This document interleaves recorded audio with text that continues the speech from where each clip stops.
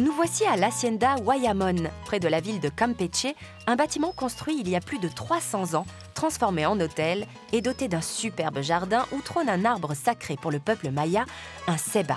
Avec de si grosses racines, il doit être très vieux, dis donc. La propriété est aménagée autour des ruines de la vieille hacienda, mais d'une manière très confortable. Il y a même une piscine. Allez, on plonge. On va se rafraîchir, il fait tellement chaud ici. Je me demande pourquoi ils ont mis des colonnes dans la piscine. Waouh, l'eau est trop bonne. Après une bonne baignade, c'est parti pour le tour des dépendances de l'hacienda. À l'orée de la forêt, on peut visiter les restes d'une ancienne église. Qu'est-ce que c'est vieux ici? Tout s'est écroulé. Ici, la nature a repris ses droits. Ça alors, les arbres ont poussé sur les murs. Cette plante étrange, c'est le sisal. Beaucoup d'haciendas ont été créées autour des plantations de sisal, une activité économique importante dans l'état de Campeche. On récupère les feuilles que l'on broie pour en récupérer les fibres avant de les mettre à sécher. Ces fibres serviront à fabriquer plein de choses différentes. L'une des plus importantes, ce sont des chapeaux comme ceux-ci, les célèbres Panama, que l'on fabrique notamment ici, dans la ville de Bécal. Coucou! C'est quand même moins fatigant que Madrésienne. Bécal est la capitale de la fabrication de chapeaux en sisal.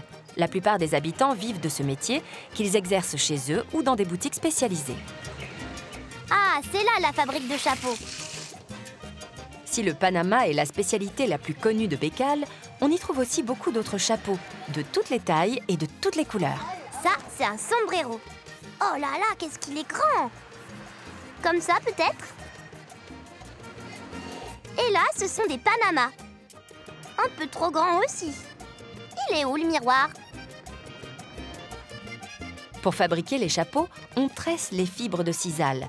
Mais avant ça, il faut bien les faire sécher au soleil. Ça chatouille.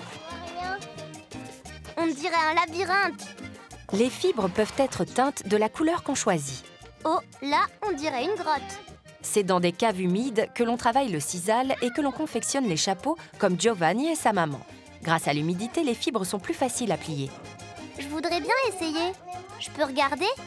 Après avoir tressé les fibres, on coupe ce qui dépasse pour que le résultat soit plus joli. Bon, je crois que j'ai compris. Allez, j'essaye. C'est un travail qui demande pas mal de précision. Et voilà. Pas mal, non?